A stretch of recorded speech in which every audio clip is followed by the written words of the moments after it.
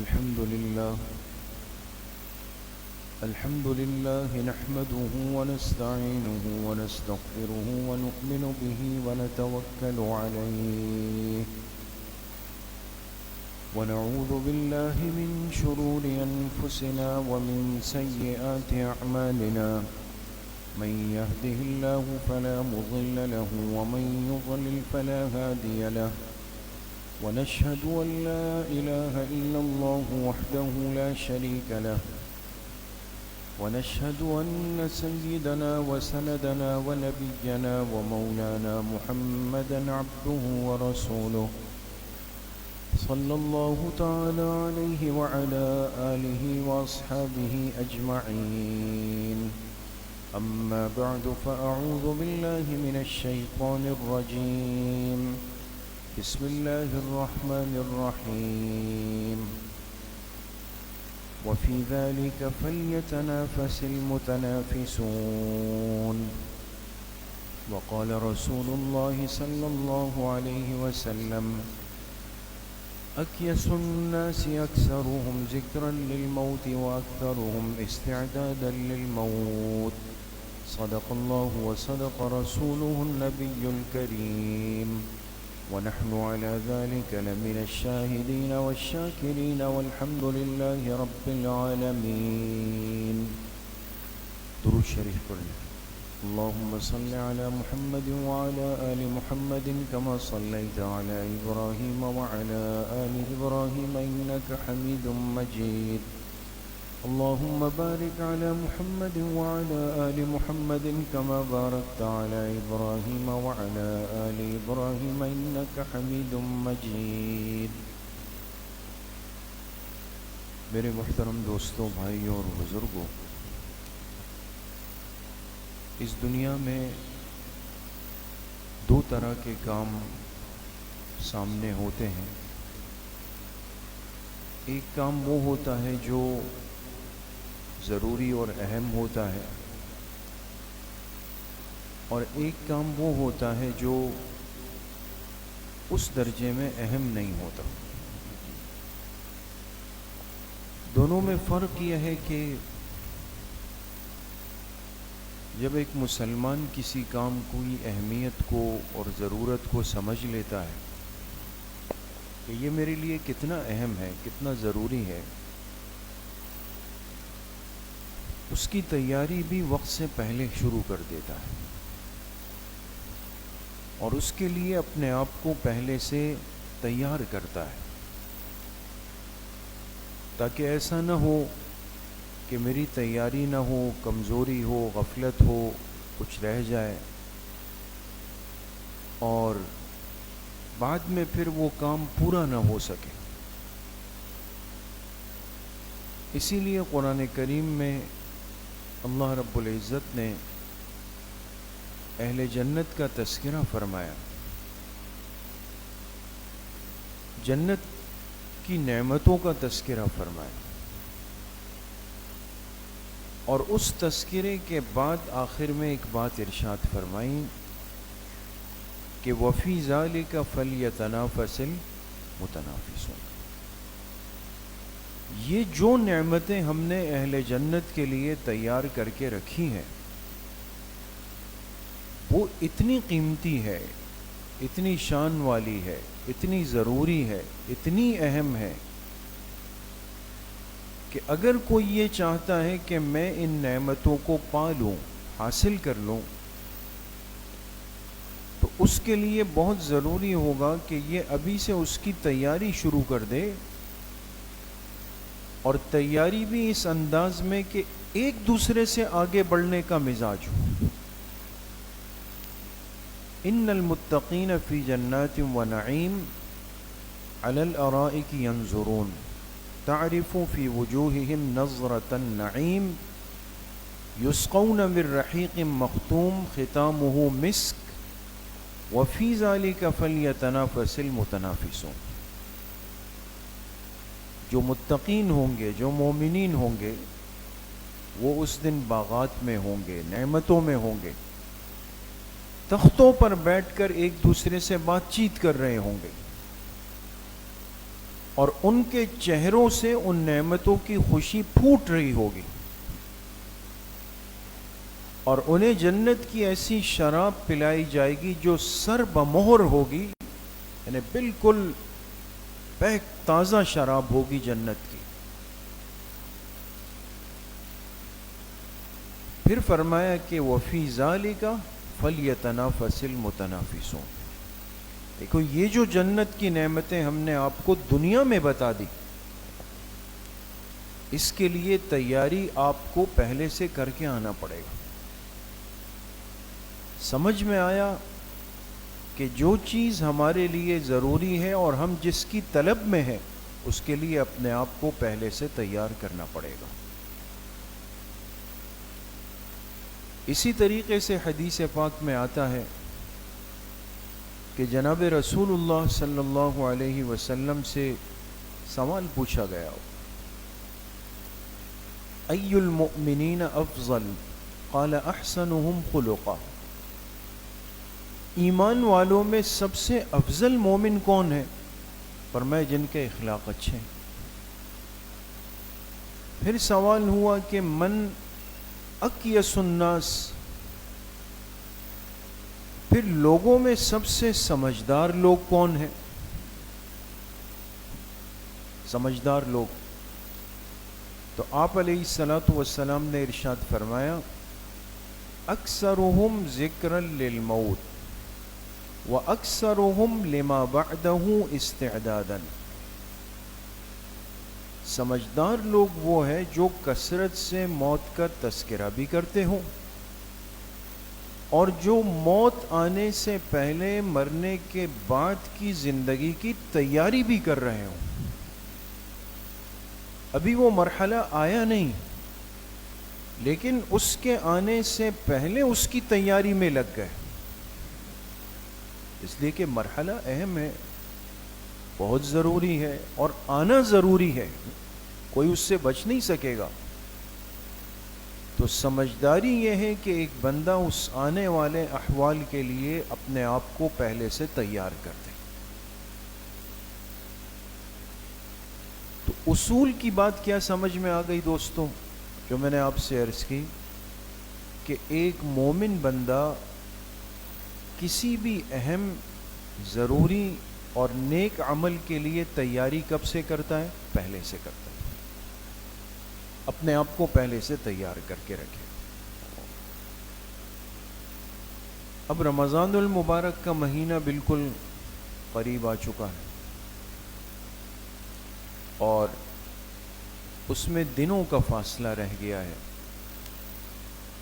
ہر مومن کے دل کی خواہش ہے، چاہت ہے، تڑپ ہے کہ اس سال کا ماہ مبارک اللہ ہم سب کو عافیت اور سلامتی کے ساتھ نصیب فرما دے۔ لیکن اس مہینے کی جو برکتیں ہیں، جو سعادتیں ہیں اور جو انعامات ہیں،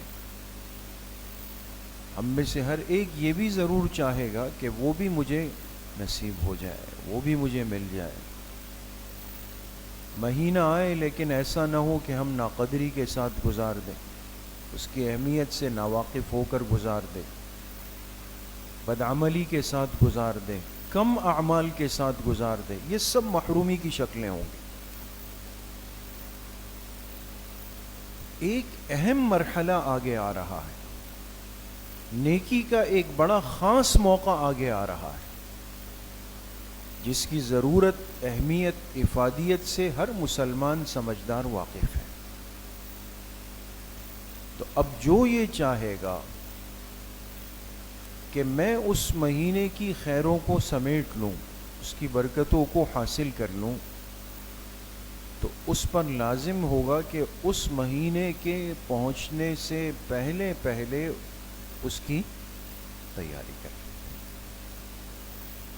اس لیے کہ قرآن پاک نے بھی یہی سمجھایا، حدیث مبارکہ نے بھی یہی سمجھایا، اور سمجھدار انسان کو اس کی عقل بھی یہی سمجھاتی ہے کہ ہر ضروری کام کی تیاری آپ نے پہلے سے کرنی ہے۔ اسی لیے میرے عزیزوں، دوستوں، بزرگوں،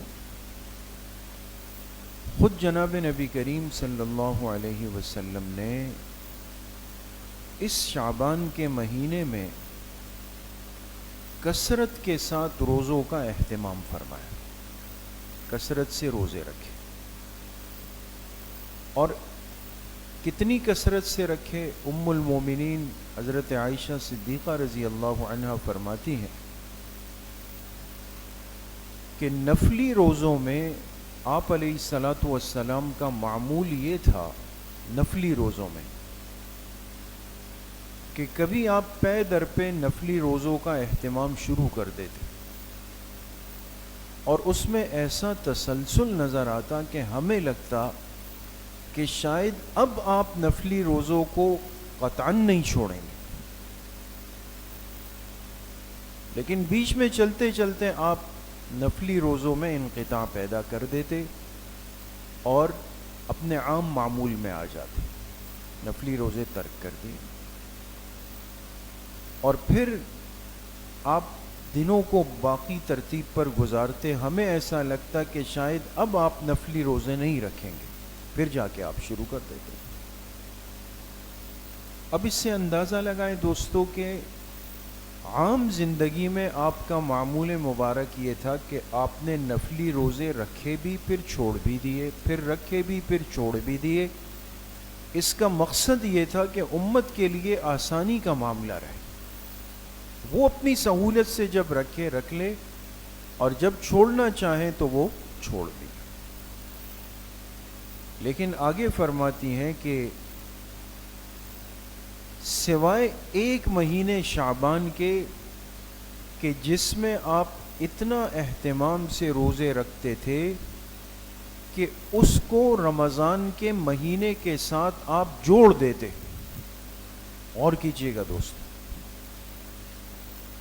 شعبان کے مہینے میں نفلی روزے اتنے اہتمام سے رکھتے کہ اس کو رمضان کے مہینے کے روزوں کے ساتھ آپ جوڑ دیتے۔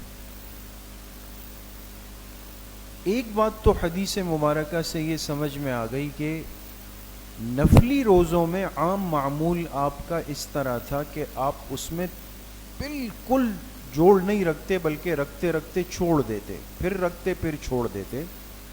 لیکن شعبان کے مہینے میں آپ نے اہتمام کیا ہے، کثرت کے ساتھ روزے رکھیں۔ دوسری بات حدیث مبارکہ سے جو ظاہر کے الفاظ سے سمجھ میں آتی ہے کہ حضرت عائشہ رضی اللہ عنہ فرماتی ہے کہ آپ اس کو لے جا کر رمضان کے ساتھ جوڑ دیتے۔ ایسا نہیں ہوتا تھا، نہ آپ علیہ الصلاۃ والسلام کا یہ معمول تھا، بلکہ ابھی آپ کے سامنے بات آ جائے گی کہ آپ نے شعبان کے آخری ایام میں نفلی روزوں سے منع بھی فرمایا۔ بات پہ غور کیجئے گا دوست۔ لیکن ہوتا یہ ہے کہ ایک چیز میں جب کثرت ہوتی ہے نا دوستو، کثرت، اتصال، جوڑ، ربط، ایک ساتھ جب چیز چل رہی ہوتی ہے تو انسان کہتا ہے کہ بھئی وہ تو ایسا جڑ کے چل رہے تھے کہ گویا ہمیں کوئی وقفہ محسوس ہی نہیں ہوا۔ درمیان میں آپ نے کچھ دنوں کے روزے ترک بھی فرمائے، شعبان کے آخری دنوں کے، لیکن وہ پیچھے کا تسلسل اتنا مسلسل آ رہا تھا کہ ام المومنین فرماتی ہے کہ گویا آپ نے اس کو رمضان کے روزوں کے ساتھ جوڑ دیا۔ معلوم ہوا آپ نے شعبان میں کثرت سے نفلی روزوں کا اہتمام فرمایا۔ اسی طریقے سے حضرت ام سلمہ رضی اللہ عنہا جو ام المومنین ہے، وہ فرماتی ہے کہ آپ علیہ الصلاۃ والسلام سے ہم نے پوچھا کہ رمضان المبارک کے بعد سب سے پسندیدہ روزے آپ کے کون سے ہیں؟ آپ علیہ الصلاۃ والسلام نے فرمایا کہ شعبان کے ہیں، شعبان کے نفلی روزے مجھے سب سے زیادہ محبوب اور پسندیدہ ہیں۔ پھر ہم نے پوچھا کہ آپ کے نزدیک سب سے افضل صدقہ کون سے مہینے کا ہے؟ آپ نے فرمایا سب سے افضل صدقہ مجھے رمضان کے مہینے کا ہے۔ بات سمجھ گئے؟ تو اس سے پتہ چلا کہ قولاً بھی آپ کے الفاظ مبارک سے بھی سمجھ میں آیا کہ آپ نے شعبان کے نفلی روزوں کو محبوب فرمایا، پسندیدہ فرمایا، اور عملاً بھی اپنے وجود سے روزے رکھ کر آپ نے ثابت کیا کہ جو شعبان کے نفلی روزے ہیں یہ مجھے بہت زیادہ پسندیدہ بھی ہیں، بہت زیادہ محبوب بھی ہیں۔ اب خاص اس مہینے کے ساتھ آپ نے یہ معاملہ فرمایا کہ آپ نے اتنی کثرت سے نفلی روزے رکھے، اس کا اہتمام کیا، اس کی وجہ کیا تھی؟ شعبان میں کثرت صوم کی وجہ کیا تھی دوستوں؟ ایک وجہ محدثین نے یہ لکھی کہ خود آپ علیہ الصلاۃ والسلام سے پوچھا گیا، حضرت انس رضی اللہ عنہ نے آپ سے پوچھا کہ آپ باقی مہینوں کے مقابلے میں شعبان میں نفلی روزے کثرت سے کیوں رکھتے ہیں؟ آپ نے جواب میں فرمایا لتعظیم رمضان،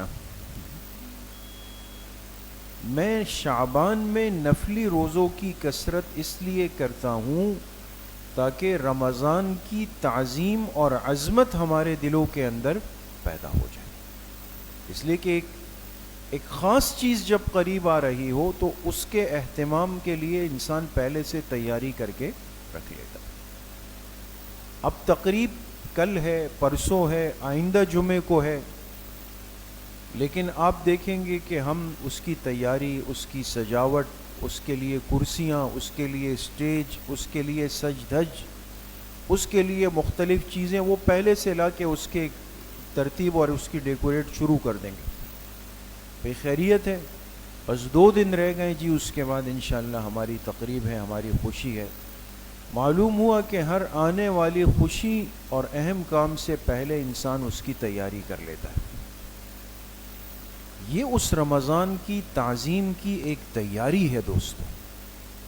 امت کو سمجھا دیا کہ اگر تم یہ چاہتے ہو کہ اس مہینے کی عظمت تمہارے دلوں میں ہو اور اس کا اہتمام ابھی سے تمہارے دلوں کے اندر بیٹھ جائے اور تم اس کی تیاری کرنا چاہتے ہو تو ابھی سے کچھ نہ کچھ مناسبت پیدا کر لو، نفلی روزوں کی پابندی شروع کر دو، تاکہ جب وہ مہینہ آئے تو واقعتاً تمہارا دل اس مہینے کی عظمت سے بھرپور ہو، بھرا ہوا۔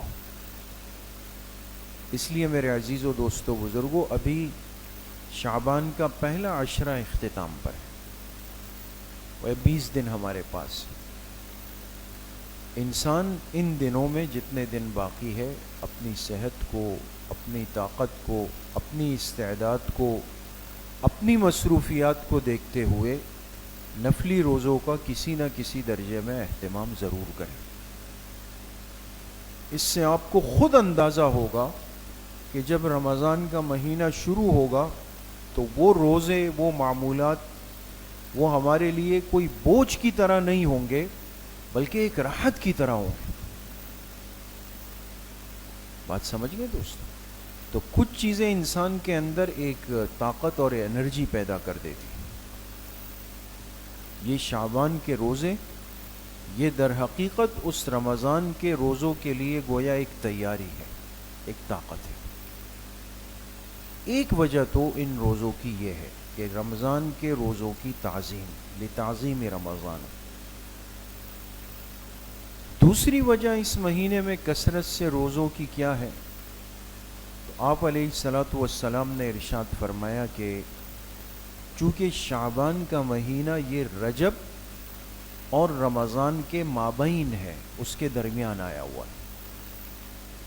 رجب اور رمضان کے درمیان یہ مہینہ ہے۔ کون سا مہینہ؟ شعبان کا۔ تو چونکہ یہ بیچ میں آ گیا تو آپ نے فرمایا کہ بہت سارے لوگ اس کی اہمیت سے غافل اور بے خبر ہو جاتے ہیں۔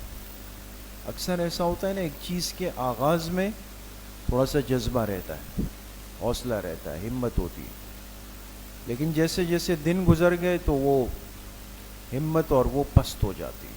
پھر عین جب وہ کام آتا ہے تو پھر انسان اٹھ جاتا ہے۔ اب دیکھیں نا، رجب جب شروع ہو رہا تھا تو ہر ممبر سے، ہر مسجد سے بات ہوئی کہ بھئی اللہم بارک لنا فی رجب و شعبان و بلغنا رمضان، یہ دعا پڑھیں تو وہ ذہن میں تازہ ہے.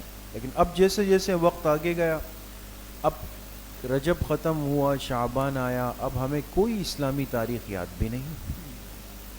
ہاں آگے شب برات آئے گی تو پھر ایک ماحول بن جائے گا تو پتہ چلے گا وہ آج تو 15 شعبان ہے. وہ اہمیت دلوں سے نکلتی. تو آپ علیہ الصلوۃ والسلام نے فرمایا لوگ چونکہ اس مہینے کی اہمیت سے غافل ہو جاتے ہیں، اور اس مہینے میں بندوں کے اعمال اللہ کی بارگاہ میں پیش ہوتے ہیں. تو میں چاہتا ہوں کہ جب میرا نامہ اعمال اللہ کے ہاں پہنچے تو میں حالت صوم یعنی نفلی روزے کی حالت میں. بات سمجھ گئے؟ تو انسان کی کیفیات اچھے انداز میں کسی کے سامنے پیش ہو جائے تو یہ ایک اچھا شگون ہوتا ہے دوستو. جیسے کوئی آپ کی تحقیق کر رہا ہو اور آپ کے دوست سے پوچھیں کہ بھئی وہ کیا کر رہے تھے، اور وہ آپ کے بارے میں بتائے کہ جی جب میں آ رہا تھا تو وہ ماشاءاللہ مسجد میں تعلیم میں بیٹھے ہوئے تھے، تو یہ خوش ہو جائیں گے نا کہ بھئی ایک اچھی حالت آ گئی سامنے. اور اگر آپ کا دوست کہے کہ جی جب میں آ رہا تھا وہ محلے میں کسی سے لڑائی کر رہا تھا، ایک مکہ یہ مارتا تھا، 2 مکے وہ مارتا تھا، تو یہ ایک اچھی کیفیت ہوگی یا بری کیفیت ہوگی؟ بری کیفیت. تو بندے کے اعمال اللہ کے سامنے پیش ہو اور فرشتے پیش کرے. اللہ کی ذات تو پہلے سے علیم بذات الصدور ہے، لیکن فرشتے کہے اللہ اس بندے کا نامہ اعمال جب ہم آپ کے پاس لائے ہیں تو یہ روزے کی حالت میں تھا. تیسری وجہ محدثین نے لکھی کہ حدیث پاک میں آتا ہے کہ اس مہینے میں ان تمام لوگوں کے ناموں کی فہرست تیار کی جاتی ہے کہ جنہوں نے دنیا سے جانا ہوتا ہے. جیسے بھی شب برات آگے آ رہی ہے اس میں بات آئے گی اور ہوتی ہے. تو اس مہینے میں خاص طور پہ ایک فہرست بنتی ہے. وقت و موت کا طے ہے ہر ایک کا، لیکن اس طے شدہ تقدیر کو تحریر کی شکل میں لکھا جاتا ہے. اس کی ایک لسٹ تیار ہوتی ہے، اس کی ایک فہرست تیار ہوتی ہے. تو فرمایا جب یہ فہرست اللہ کے سامنے پیش ہو تو میں چاہتا ہوں کہ میں حالت صوم میں ہوں، روزے کی حالت میں. 3 باتیں ہو گئی. چوتھی بات محدثین نے بڑی عجیب اور اہم لکھی کہ آپ علیہ الصلوۃ والسلام کا معمول مبارک تھا اور امت کو یہ تعلیم ہے کہ ہر مہینے میں کم از کم کتنے روزے رکھنا مسنون ہے دوستو؟ 3 روزے. کون کون سی تاریخ کے؟ 13، 14، 15 اسلامی تاریخ. اس کو کہتے ہیں ایام بیز. ایام بیز ہر اسلامی مہینے کی 13، 14 اور 15. یہ 3 روزے یہ افضل ترین روزے ہیں دوستو، اقرب للسنہ ہونے کی وجہ سے. اور اس کا اہتمام امت ابتدا سے کرتی ہوئی آ رہی ہے. ان 3 روزوں کے روحانی اور جسمانی فوائد اور برکات مسلم ہیں. آپ علیہ الصلوۃ والسلام کا بھی معمول تھا، آپ کوشش فرماتے تھے، لیکن اکثر ایسا ہوتا کہ کوئی غزوے کے لیے آپ تشریف لے گئے، سفر میں تشریف لے گئے، تو سفر کی یا جہاد کی مشغولیات کی وجہ سے ان 3 روزوں کے معمولات میں آگے پیچھے ہو جاتا. تو آپ علیہ الصلوۃ والسلام اس کی تلافی کے لیے کہ وہ جو روزے ہم سے اس سال رہ گئے یا اس مہینے میں رہ گئے یا فلاں مہینے میں رہ گئے، ہم اس کی تلافی کر لیں تاکہ وہ اجر ہم سے دور نہ ہو جائے. تو اس کی تلافی آپ کون سے مہینے میں فرما دیتے؟ جی شعبان کے مہینے. تو شعبان کے مہینے میں نفلی روزوں کی کثرت کر کے آپ اس کی تلافی بھی یہاں پہ کر دیتے. دیکھیے امت کے سامنے ایک پورا جس کو کہتے ہیں ٹائم ٹیبل، ایک ترتیب وہ آ گئی. تو اب اگر بحیثیت ایک مسلمان کے ہم سمجھتے ہیں کہ آنے والا روزہ قیمتی ہے، اہم ہے، میں اس کا طالب اور منتظر ہوں، مشتاق ہوں، اور میں یہ چاہتا ہوں کہ مجھے اس مہینے کی برکتیں، سعادتیں اور نعمتیں اکمل درجے میں مل جائے، تو اس کی تیاری مجھے اسی مہینے سے کرنی پڑے گی. اپنے آپ کو اس کے لیے بنانا پڑے گا، سنوارنا پڑے گا. اور اس کا ایک آسان طریقہ جو سنت سے ہمیں ملا وہ یہ ہے کہ شعبان میں ہم کثرت سے نفلی روزوں کا اہتمام کریں. البتہ اگر انسان بہت زیادہ نہیں کر سکتا، مسلسل نہیں رکھ سکتا، تو یہ کوشش کر لے کہ ہر ہفتے میں پیر اور جمعرات کا روزہ رکھ لیں. وہ بھی نہیں کر سکتا تو پھر 13، 14، 15 شعبان کا روزہ جو ایام 20 بھی ہیں اور جس میں 15 شعبان کا روزہ بھی شامل ہے، پھر 3 روزے مسلسل بھی آ جائیں گے. تو اس کا اہتمام بھی کر لے تو انشاءاللہ یہ بھی کافی شافی ہو جائے گا. بات سمجھ گئے دوست؟ آخری بات یہ ہے کہ ایک روایت میں آپ علیہ الصلاۃ والسلام نے فرمایا کہ جب 15 شعبان گزر جائے، 15 شعبان، تو پھر نفلی روزوں کی کثرت کو ترک کر دو. ایسا نہ ہو کہ تم شعبان اور رمضان کے روزوں کو آپس میں ملا دو. میں نے شروع میں آپ سے عرض کیا نا،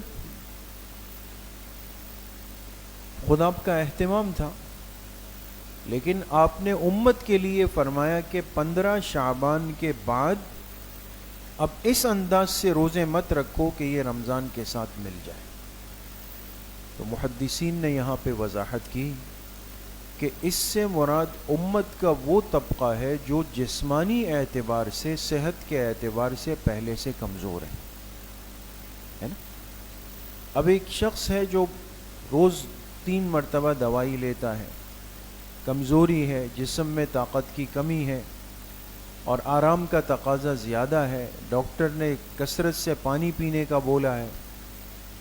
آپ علیہ السلام نے امت کے ساتھ اتنی مہربانی فرمائی، ایسا نہ ہو کہ یہ شعبان میں اتنی کثرت کر لے کہ کمزوری اور بڑھ جائے اور جو اصل ماہ مبارک ہے اس کے روزے اس سے چھوٹ جائے، وہ تو پھر بڑی خسارے کی بات ہو جائے گی.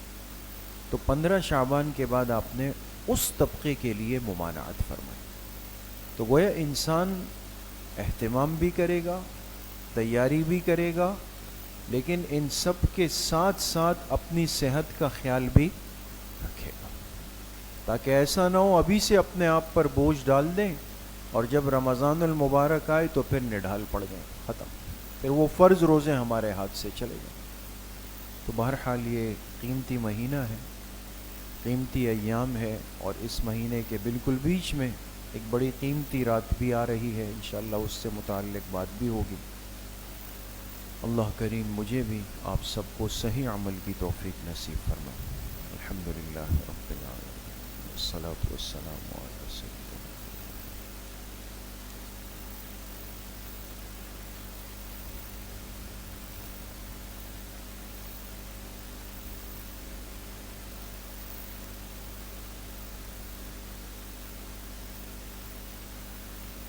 وصلی اللہ وسلم علی نبینا محمد وآلہ واصحابہ اجمعین برحمتہ.